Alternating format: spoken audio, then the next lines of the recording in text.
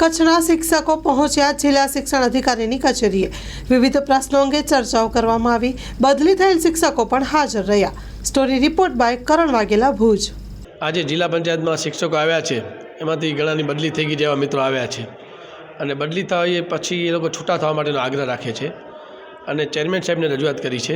Chairman સાહેબે બધા જ શિક્ષકોને શાંતિથી સાંભળ્યા છે અને સાથે સાથે ચેરમેન સાહેબે પોતાના પ્રશ્નો પણ કીધા છે। ભાઈ, કચ્છની અમારી એક મજબૂરી છે કે ભાઈ અમે બધાને શિક્ષકોને હમણાં જો છૂટા કરી જઈએ તો વાલીઓને અમને સાંભળવા પડે, ગામમાં પણ તાળાબંધી થાય, એટલે અમે કંઈક એવો રસ્તો કાઢીએ કે ઉપરથી ભરતી થાય અને તો અમે બધાને તમને છૂટા કરવા તૈયાર છીએ। અમારા પાસે રજૂઆત આવી છે એ લોકોની કે ભાઈ અમને છૂટા કરાવો। અમે રાજ્ય સંઘને રજૂઆત કરી છે કે જે આ કેસ છે કે જેના મેકમ પૂરું છે, જ્યાં બહુ ઘટ નથી ત્યાં છૂટા કરવા માટે શિક્ષણ મંત્રી સાથે ચર્ચા કરવામાં આવશે।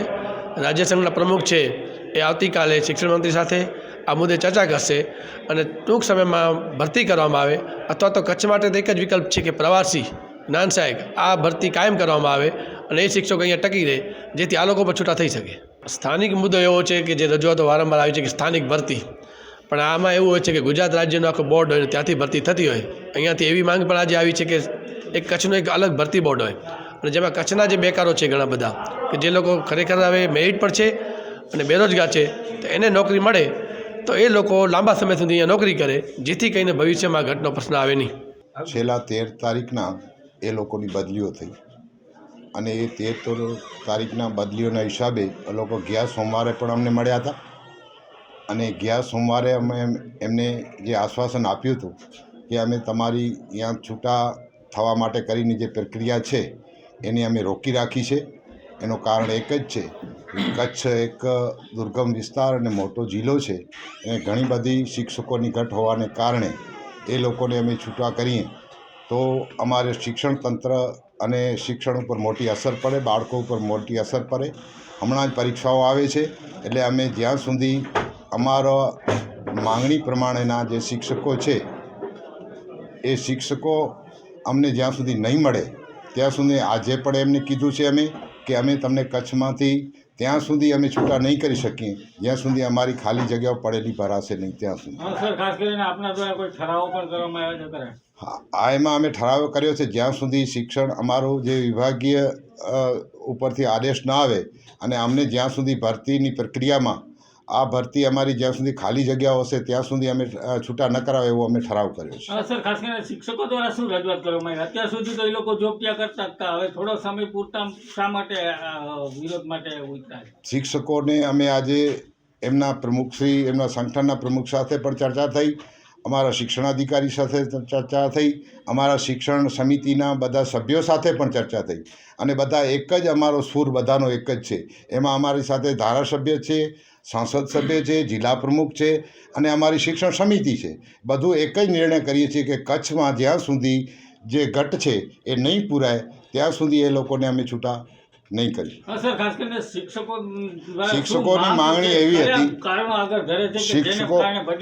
શિક્ષકોની માંગણી એ છે કે અમારી કાયદેસરની બદલી થઈ જાય તો અમને છૂટા કરો। અમે ના નથી પાડતા, અમે છૂટા કરવા જ માગીએ છીએ, પણ અમારી જે મજબૂરી છે કે અમારી પાસે જે ઘટ છે એ ઘટ જ્યાં સુધી નહીં પૂરાય ત્યાં સુધી નહીં કરી। એ લોકોને કદાચ અમે એમને આશ્વાસન આપ્યું છે કે ભાઈ તમારો કદાચ સરકારશ્રીએ એવો સારો નિર્ણય લીધો છે કે તમને તમારો પસંદગીનો જિલ્લો મળ્યો છે, પસંદગીનો તાલુકો મળ્યો છે, સંગઠને આટલી મહેનત કરી છે અને સરકારશ્રીએ એવો નિર્ણય લીધો છે, તો એ નિર્ણય માટે કરીને તમે કદાચ થોડાક દિવસ મહિનો માસ રોકાઈ જાઓ અને એના માટે ઉપરની સરકારશ્રીની હમણાં ચર્ચાઓ ચાલુ જ છે। નિયામકશ્રીએ અમને કીધું છે, શિક્ષણ મંત્રીએ કીધું છે અને એ લોકોની ફોલોઅપ મિટિંગ લે જ છે। આપણી પાસેથી 5 વર્ષના ડેટા પણ એ લોકોએ મંગાવ્યા છે કે 5 વર્ષમાં કેટલી બદલી થઈ, કેટલી ઘટ હતી, એ બધી ફાઇલ ઉપર પહોંચી ગઈ છે અને એના ઉપર જે નિર્ણય આવશે એ નિર્ણયને અમે શિરોમાન્ય કરશું।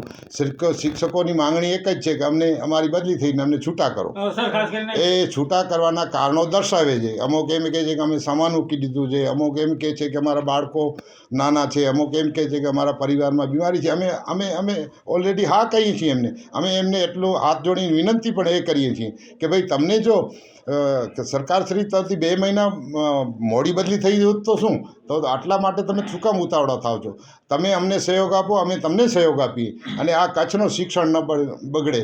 આ મોટું પ્રશ્ન છે, ઉપર પરીક્ષાઓ આવી રહી છે અને શિક્ષણ આ એક તો ઘટ છે ને એમાં જો આજે 800 શિક્ષકોને છૂટા કરવા પડે, આજે આપણી પાસે ખાલી 9 શિક્ષકો હાજર થયા છે અને 800ને છૂટા કરવા પડે તો પરિસ્થિતિ બહુ ગંભીર થાય અને એ પરિસ્થિતિ કચ્છની શિક્ષણની ન બગડે એના માટે કરીને અમે કચ્છમાં ઓમ જવા જાઓ તો 800 શિક્ષકોની બદલી આપણી ઘટ 2500ની છે હમણાંની, અને આ શિક્ષકો જાય તો બધી 4500ની ઘટ થાય.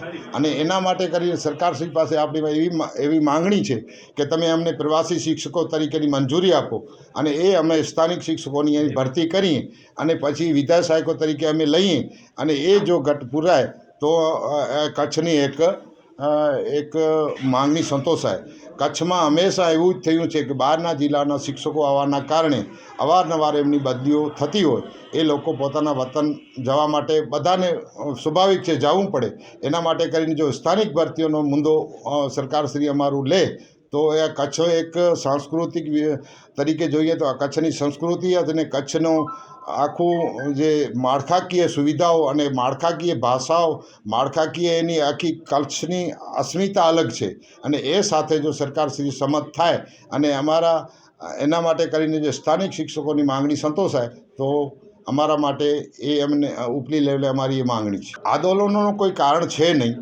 અમે એમ લોકોને સમજાવ્યા છે કે ભાઈ અમે તમારી સાથે છીએ, અમે શિક્ષકો વિરુદ્ધ જવા નથી માંગતા, અમે ખાલી કચ્છના હિત માટે જ એમને રોકી રાખ્યા છે અને જ્યાં સુધી કચ્છનો હિત હશે ત્યાં સુધી જે પણ પરિણામ આવશે એ અમે ભોગવશું. લોન પર ફોન 15 વર્ષ જૂનું ગુરુ મોબાઈલ એન્ડ ઇલેક્ટ્રોનિક્સ. દરેક કંપનીના જૂના અને નવા મોબાઈલ લોન ઉપર મળશે અને ઇલેક્ટ્રોનિક્સ આઇટમો ફ્રીજ, ટીવી, વોશિંગ મશીન.